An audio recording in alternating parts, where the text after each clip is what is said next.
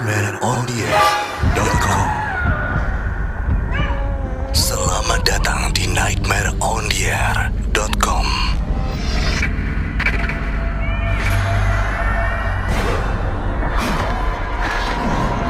Cerita mistis dan ilustrasi penampakan, semuanya bisa Anda temukan di nightmareontheair.com.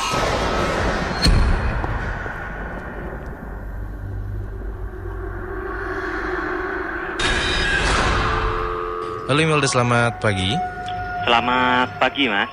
Ya, dengan Mas siapa ini? Dengan Mas Hafid Dengan di Jalan Unta.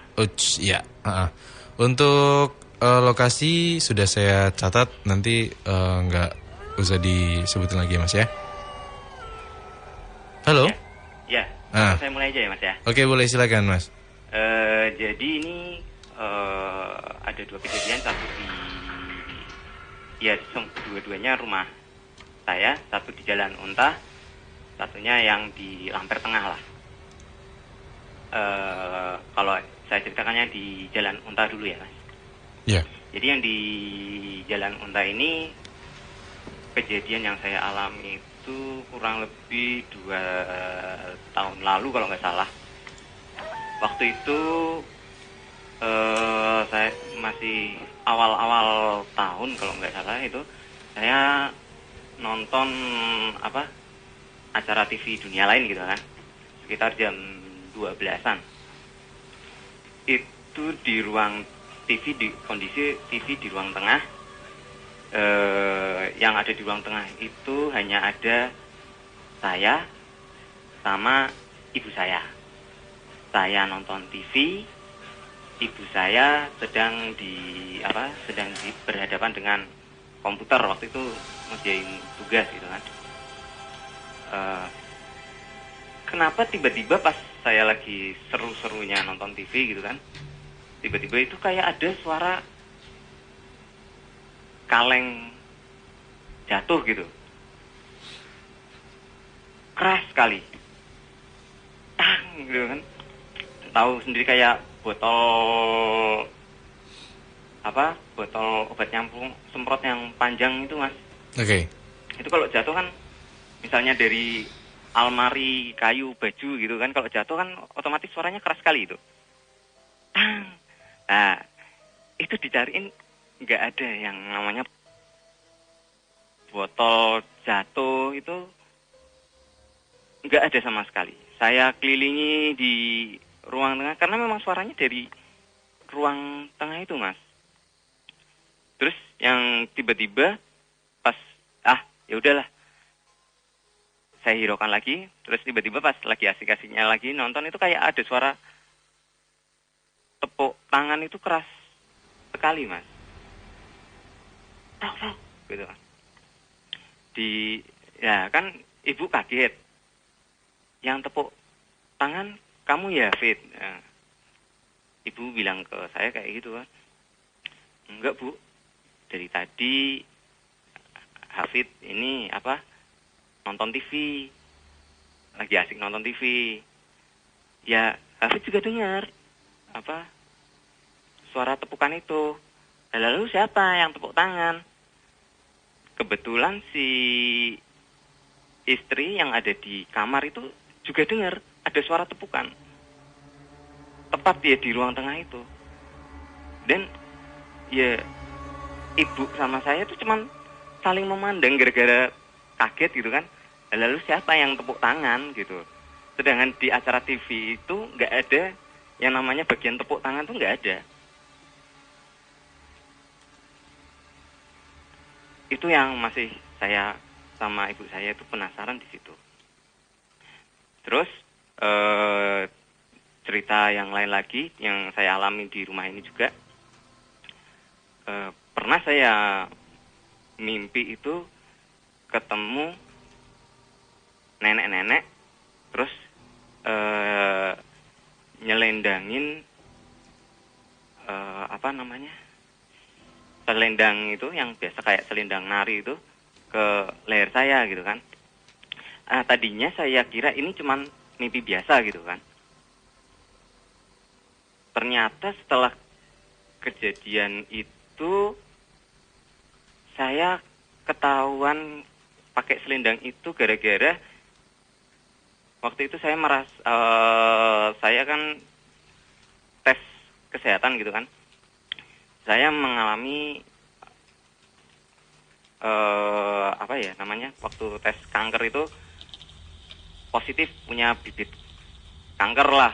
Masa iya kan, saya coba ke alternatif dulu. Kebetulan kan saya tinggalnya untuk sekarang kan tinggalnya di Tegal. Jadi kebetulan di Tegal kan ada orang pinter gitu kan. Cobalah alternatif, barangkali bisa ngasih obat apa gitu kan, kayak herbal apa gitu kan. Nah pas datang ke sana,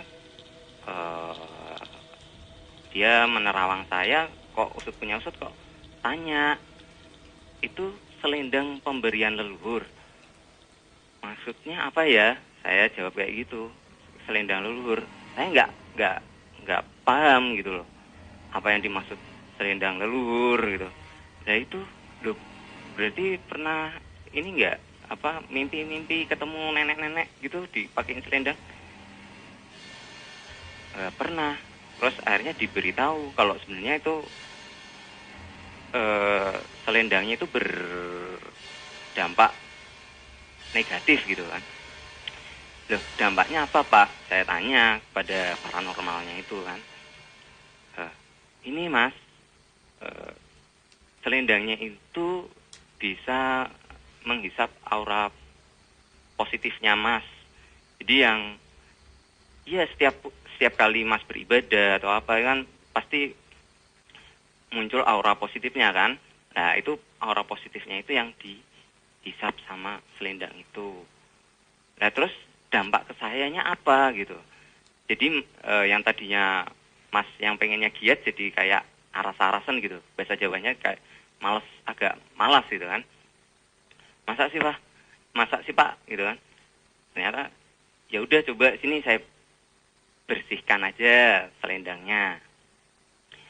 Saya percaya nggak percaya ya Mas ya, karena si bapak ini bilang ini selendangnya udah terlalu lama sampai selendangnya itu kaku. Yang tadinya selendang itu lentur, itu karena saking lamanya dikalungkan di saya, itu jadi kaku. Saya pun masih nggak percaya saat itu, tapi begitu saat si paranormal itu mau ngambil selendang, saya merasakan sesuatu benda itu memang dikalungkan di saya. Jadi leher saya terasa ada benda yang kaku banget. Akhirnya dilepaslah sama dia. Dan ternyata yang dikalungin selendang itu bukan cuma saya. Adik-adik saya yang laki itu diselendangin semua. Jadi jadi si nenek ini menunggunya kata bapaknya itu di kamar depan lah. Seringnya di kamar depan. Dia menunggunya di kamar depan. Nah, waktu itu kan setelah dibuang selendangnya, si paranormal tersebut bilang ke saya, suruh ngambil air laut, dimasukkan dalam botol, terus habis itu airnya diciprat-cipratkan ke sudut ruangan Mas, biar untuk membersihkan makhluk halus yang ada di sini. Ya saya turuti aja apa yang dibilang paranormal tersebut kan. Ya percaya nggak percaya lah, saya bismillah aja lah, yang penting selamat dunia akhirat lah gitu. Ya untuk yang di Jalan Unta mungkin ceritanya itu aja Mas. Gimana ya, saya masih masih bertanya-tanya apa benar sih. Mungkin nanti Mas Bu bisa ngasih penjelasan gitu kan. Terus kalau yang di rumah Lamper itu ceritanya sekitar tahun 90, antara 93 95 kalau nggak salah. Waktu itu saya masih SD. Jadi ini rumah Jadi rumah yang saya tempatin itu adalah rumah eyang saya, tapi sekarang sudah dijual. Jadi dulu waktu saya tinggal di situ itu pernah gitu kan, tiap kali tidur gitu ada suara yang membangunkan saya. Jadi kalau saya lupa belum sholat gitu kan, ada yang manggil. Kadang ada yang nggerakin badan gitu, Mas bangun, sholat kan. Seperti itu, mungkin mimpi atau apa gitu kan, terus bangun. Dan itu yang ngalamin nggak cuma saya saja, ibu saya pun mengalamin. Terus ibu saya juga pernah sering bolak-balik kayak ada yang manggil namanya, Bu gitu kan. Itu suaranya itu persis seperti suara saya atau adik-adik saya. Begitu pula saya, jadi kayak ada yang manggil gitu kan. Tiba-tiba saya datang ke ibu, Bu, ada apa tadi manggil Hafid ya? Enggak, dari tadi diem aja di sini kok di dapur. Oh, ya sudah. Itu sering banget terjadi kayak gitu. Dan yang paling parah lagi itu kejadian saat momen dimana bapak saya itu diangkat jadi wakil kepala sekolah. Oke, sorry Mas. Mas, sorry saya potong Mas Hafid. Iya gimana? Saya mau tanya dulu, untuk suara yang tadi itu suara laki-laki atau suara perempuan? Atau berganti-ganti? Yang suara tadi, oh yang saya dipanggil-panggil itu? Iya. Suara laki-laki. Kalau saya dipanggilnya suara perempuan, ibu saya. Oke. Tapi kalau ibu saya dipanggilnya pasti suara anak-anaknya. Oh gitu ya. Oke, cuman cross-check aja. Lanjut aja Mas. Iya. Jadi pas pemilihan Wakasek, entah percaya nggak percaya gitu, mulai muncul hal-hal aneh gitu kan. Kayak tiba-tiba kayak waktu ibu saya masak di dapur gitu kan, tiba-tiba tuh kayak ada yang nendang. Jadi nendang ibu saya tuh tersungkur gitu loh. Untung nggak natap ke kompor atau gimana gitu kan, tersungkur tapi nggak bisa berdiri, jadi agak bungkuk setelah kayak ada yang nendang gitu. Padahal di dapurnya cuma ibu saya sendirian. Terus kenapa ini? Diperiksa ini kok ya nggak kenapa-napa. Terus akhirnya dibawa ke orang pinter waktu itu, almarhum Mbah Sebrung gitu kan, cewek gitu, perempuan gitu kan. Nah si Mbah ini bilang, oh ini kiriman. Jadi ada yang nggak suka sama bapak gitu kan, gara-gara jabatan itu, karena kalah suara gitu kan. Akhirnya ngirim itu. Sebenarnya yang dituju itu bapak, tapi kok yang kena ibu. Entah mungkin karena dulu bapak suka sering belajar ini ya, tenaga dalam atau gimana, mungkin saat waktu mau nendang itu nggak kena, yang kena malah keluarga yang di rumah gitu. Kalau nggak salah, seingat saya gitu. Terus selain itu juga di ruang tamu, jadi rumah itu ruang tamu sama ruang tengah itu gabung jadi satu gitu loh Mas, ngelos gitu, jadi lebar gitu Mas, tanpa ada penghalang gitu kan. Jadi setiap kali adik saya ke ruang tengah itu ngelihat ruang tamu itu pasti nangis. Kenapa gitu, diselidiki, yaitu kata si Simbah itu, oh itu buto ijo gitu, buto ijo yang kirimannya itu. Terus akhirnya Simbah itu datanglah ke rumah buat coba mau diusir gitu kan. waktu kedatangan itu saya lihat dengan mata kepala sendiri, tiba-tiba Simbah itu baru mau masuk pintu depan, itu tiba-tiba udah jatuh gelebak gitu loh Mas. Nggak tahu kayak diserang apa gitu, tiba-tiba gelebak. Loh, Mbah, kok jatuh? Nggak apa-apa, udah nggak apa-apa, nggak usah ditolongin gitu. Waktu itu ya saya, yang namanya saya masih kecil ya Mas ya, waktu itu masih umur berapa itu, 10 tahun apa 12 tahun. Itu sempat kaget gitu lihat Simbah jatuh begitu kan. Loh, kok nggak ada apa-apa. Terus akhirnya masuklah ke rumah. Terus masuk, dia lebih tepatnya masuk menyendiri di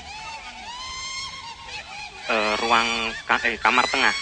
Jadi rumah saya itu yang di Lamper itu menghadapnya ke, kalau dari sini berarti ke selatan kalau nggak salah ya.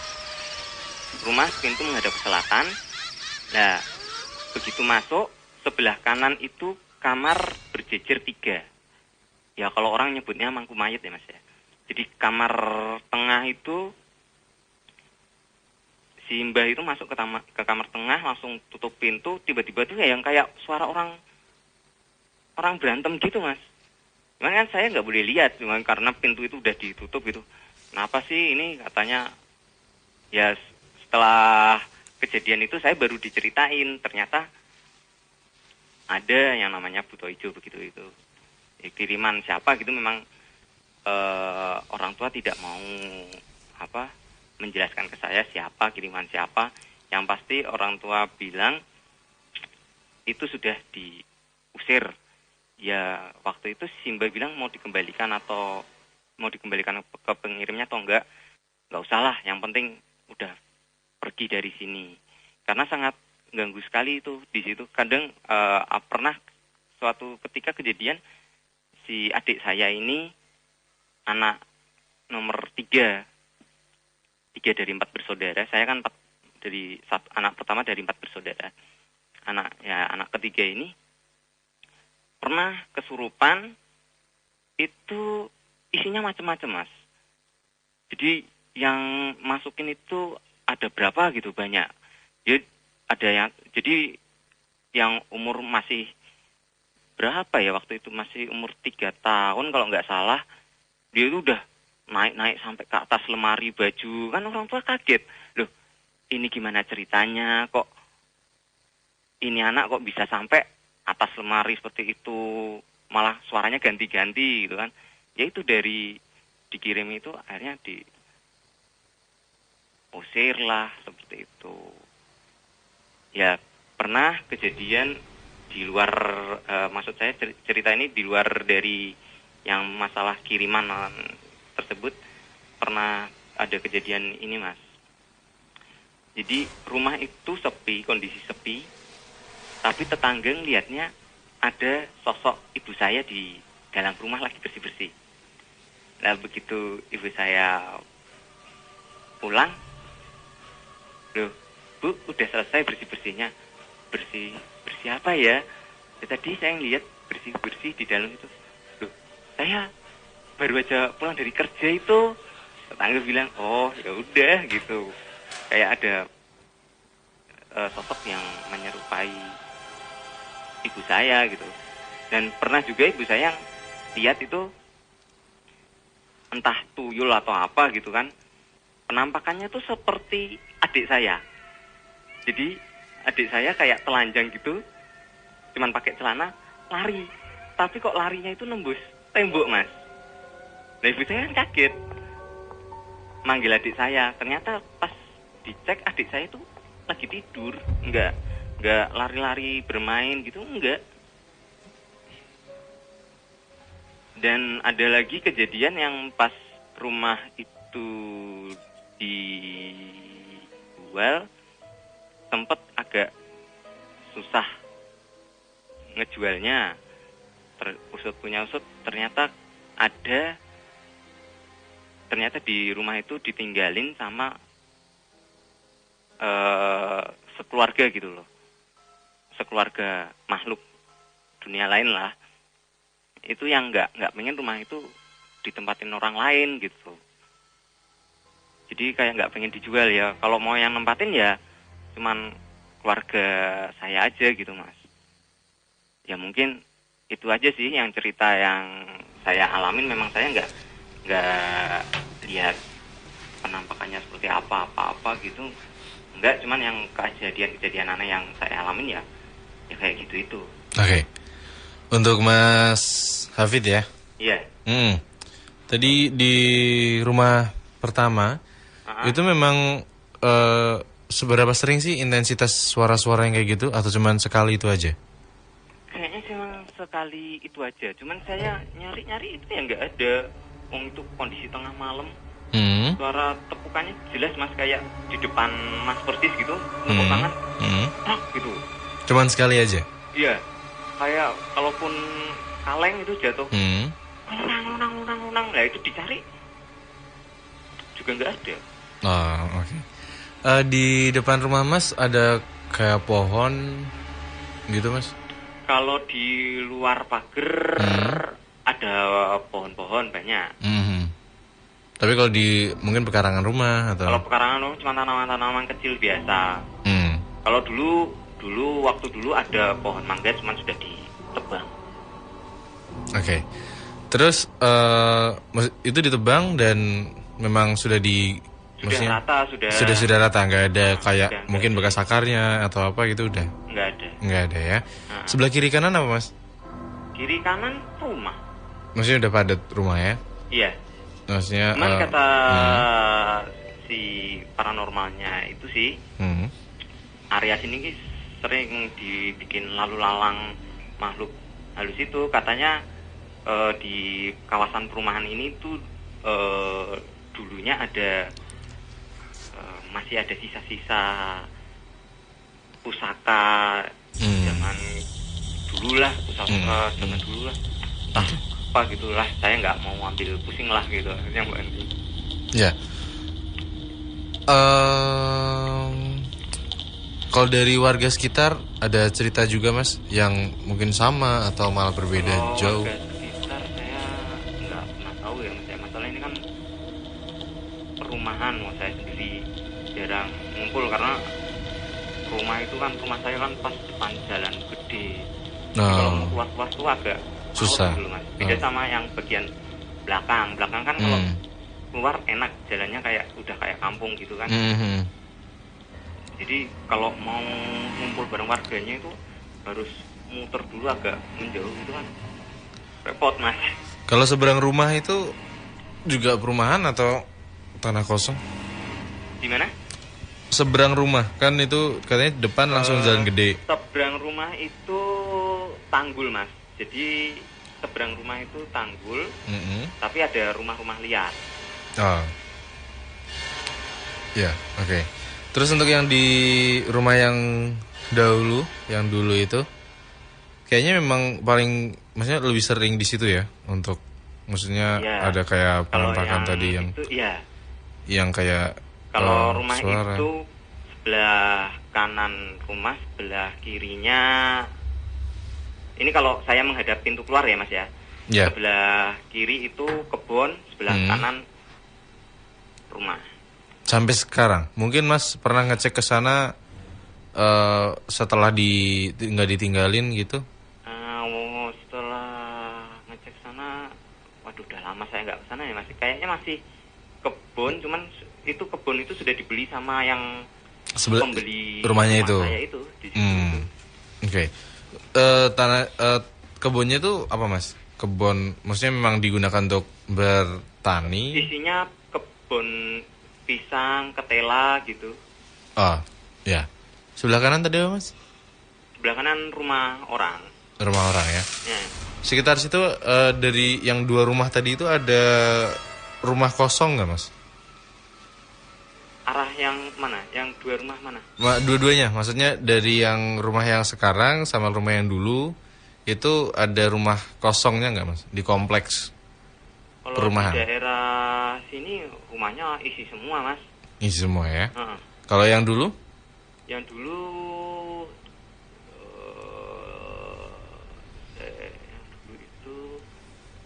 yang dulu yang sebelah itu rumah itu kadang sempat kosong beberapa tahun terus sudah ada penghuninya lagi. Ganti penghuni berarti? Iya. Dan selama itu nggak pernah terurus Mas? Nggak pernah. Nggak pernah terurus. Untuk rumah yang dulu itu depan rumah pekarangan itu ada pohonnya juga nggak Mas? Kalau depan rumah itu nggak ada pekarangan, cuman ya perumahan biasa kampung. Iya, maksudnya jadi langsung jalan gitu Mas. Oke. Area itunya juga cukup luas ya Mas?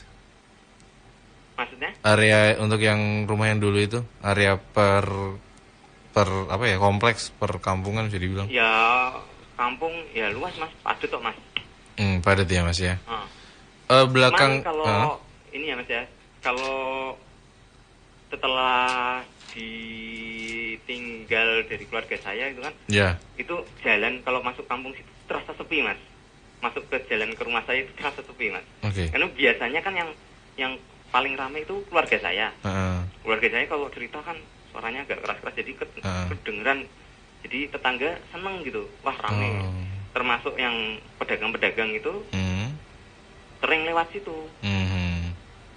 Tapi semenjak keluarga saya nggak ada di situ, ya mulai agak sepi Mas. Jadi sepi dalam arti gimana Mas? Maksudnya memang ya padahal ya rumahnya ya ramai gitu. Maksudnya sepi dalam arti gimana ya? Ya kayak dingin atau apa ya? Mungkin gelap apa? Sepi dalam artian kayak jarang banget orang berlalu lalang gitu. Oke. Ya deh. Mas, ini saya langsung ke Mas Bu aja. Iya. Mas udah sediain radio untuk itu? Untuk sediain radio udah. Udah ya. Langsung aja. Silakan, Mas Bu. Silakan. Mas Hafid ya, Mas Hafid. Ya ini nun sewu buat Mas Hafid. Mas Hafid, saya di sini saya berusaha untuk menggambarkan sketsa ya yang dengan tadi ceritakan. Untuk yang halo, halo Mas. Ya. Dengar Mas itu pakai radio untuk monitoring. Halo Mas. Bentar. Ya coba Mas, gimana Mas? Ya halo Mas Hafid. Halo. Oh iya Mas. Ya halo Mas Hafid. Iya dengar Mas. Menika nun sewu Mas Hafid. Mas Hafid, saya berusaha untuk menggambarkan ada 3 sketsa di sini Mas ya. Sebenarnya 4 tapi bisa dikatakan bukan ini ya. Tapi di sini saya menggambarkan adanya 1 nun sewu. Oh ya, saya mau tanya dulu. Itu yang cerita pertama itu kan berarti bisa dikatakan panjenengan sekarang sudah pindah dari rumah yang pertama nggih berarti nggih. Iya, sudah pindah dari rumah yang pertama. Oke.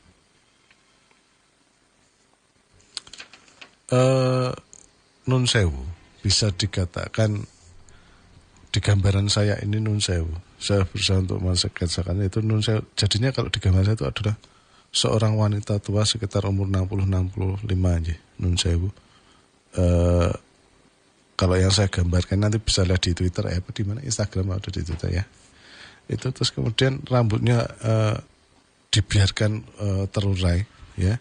Terus kemudian dia mempunyai taring. Terus ya, kalau benar Mas. Ya. Kalau seingat saya, kalau nggak salah itu tadinya itu nenek itu tuh tadinya wajahnya cantik Mas. Iya. Terus tiba-tiba setelah saya disalurkan, kalau nggak salah itu dia berubah jadi yang dengan ceritain itu yang langsung jadi nenek-nenek itu yang kayak gitu itu. Halo. Iya. Ya, jadinya kalau di gambaran saya adalah seorang wanita ya, nun sewu dengan memakai selendangnya itu diikatkan di apa itu namanya di pinggangnya dia. Jadi kayak orang mau nari gitu, terus kemudian rambutnya itu dibiarkan misalnya diurai gitu, terus kemudian dia ada taringnya. Terus kemudian di sebelah gambar itu adalah gambar tonggak kayu. Dalam arti bekas potongan kayu. Tapi kalau menurut saya potongan kayu itu masih ada di dalam tanah atau istilahnya di dalam ubinnya rumah panjenengan yang dulu itu. Dan nun sewu, apakah pada waktu di rumah yang dahulu, Mas Hafiz, sering nun sewu ya, sakit atau sering tertimpa sial atau bagaimana gitu Mas nun sewu? Setahu panjenengan saat itu. Waduh, saya kurang tahu ya Mas ya. Kurang tahu aja. Karena itu kan dulu sejarahnya rumah ini dibangun dulu masih sawah-sawah Mas. Iya. Jadi saya paham bener dulu waktu rumah ini baru mau dibangun gitu kan. Iya. Ini sawah, terus rumah ini jadi sempat ditinggalin digunakan sama om saya. Iya. Cuma beberapa tahun, habis itu om saya pindah. Terus ada penyewa gitu. Ya cuman ya nyewanya nggak bener sampai kabur lah dari rumah lah sambil maksudnya belum bayar tunggaan yang dia bayar lah. Cuman kalau untuk masalah itu saya nggak ngerti Mas. Nggak pernah dengar cerita-ceritanya gitu. Dan ini memang nun sewu kalau bahasa saya mengatakan ini memang terkesan sengaja, dalam arti untuk gambar yang pertama ini memang sengaja untuk diberikan di sana, kalau bahasa saya mengatakan seperti itu. Terus kemudian untuk gambar yang kedua, nun sewu, nanti saya kasih 1, 2, 3 ini. Ya. Untuk yang gambar kedua, nun sewu, di gambaran saya muncul gambar orang tua dengan jenggot panjang, kemudian memakai sorban, ya, memakai jubah panjang, dia memakai tongkat dan tasbih. Dalam arti saya sebut ini adalah penduduk asli sana, dalam arti titiknya di rumah panjenengan, tapi ini asli, yang bukan bisa dikatakan bukan pendatang atau apa, tapi asli. Dan itu titiknya di rumah panjenengan. Oh, rumah yang sekarang ini ya Mas ya? Iya. Ya, itu. Terus kemudian untuk yang ketiga, nun sewu, itu ada gambar seorang yang rambutnya itu gondrong gitu ya. Dia badannya gede, gendut ya. Seperti itu. Jadinya kalau gondrong, ya badannya gendut, kalau di gambaran saya dia meteng-teng gitu ya. Yang tadi jenengan cerita kayak semacam apa ya, butoju atau apa ya. Nah, kalau di sini saya gambarkan nun sewu gendut ya, gendut, perutnya buncit gitu, dia meteng-teng, rambutnya juga gimbal gitu ya. Terus kemudian dia punya simbar juga, dia memakai semacam apa ini ya. Di gambaran saya ini kayak kalung ya, seperti itu. Terus kemudian dia pakai ikat di lengannya juga, ya. Terus dia memakai gelang juga di sini. Jadinya kalau saya sebut ini kayak seorang preman ya. Nanti gambarnya bisa dilihat di Twitter seperti itu. Nah, itu tempatnya di mana ya Mas? Apakah di bagian luar rumah atau di dalam? Sebenarnya ini kalau untuk tempat ya Mas Yanun, kalau untuk tempat sebenarnya sih bisa dikatakan ini tempatnya jauh, dalam arti terkesan kayak orang itu memang sengaja untuk ditunjukkan jalannya menuju ke rumah jenengan, seperti itu. Gitu. Ya. Kalau bahasa saya mengatakan itu ya, seperti cuma gara-gara yang potongan kayu itu Mas? Ini beda mas. Untuk yang gambar yang di atas ya, gambar 1, 2 dan 3, 4 ini beda mas. Nah, untuk yang di bawah ini bisa dikatakan kejadian pada waktu rumah ini ya, rumah yang lama ya mas ya, untuk yang 1, 2 ini seperti itu. Jadinya memang untuk yang 1, 2 ini ada hubungan dengan rumah lama, dan memang untuk yang gambar 1 ini memang dia apa ya, kalau bahasa saya mengatakan memang ditujukan untuk sesuatu yang sangat negatif. Kalau nun sewu kalau bahasa saya mengatakan seperti itu. Ya seperti itu, dalam arti untuk yang pertama ini, untuk yang rumah yang dulu ya mas ya, nun sewu yang bisa dikatakan bukan yang sekarang ya, untuk rumah yang dulu seperti itu. Dan ini memang terkesan memang sengaja untuk orang itu apa ya, kalau bahasa saya menteror ya, kalau bahasa saya seperti itu. Ya mungkin itu komentar saya karena memang juga waktu saya juga tidak mencukupi juga. Oke. Seperti itu Mas Hafid. Ini gini Mas, ada yang saya tanyakan. Posisi ini yang di rumah saya yang sekarang ini, kan yang di kamar belakang kan ada 3, jadi orang nyebutnya kayak mangku mayat. Ini pengaruh nggak sih sama yang hal-hal gaib itu, apakah bisa mengundang makhluk gaib juga atau gimana? Kalau gini Mas, ini memang terkadang orang itu menilainya berbeda ya Mas ya. Tapi kalau untuk saya pribadi begini, untuk pintu utama, pintu masuk utama, itu menghadap mana Mas? Menghadap barat. Menghadap barat. Kalau saya tidak ada hubungannya Mas. Nun sewu, langsung saja tidak ada hubungannya.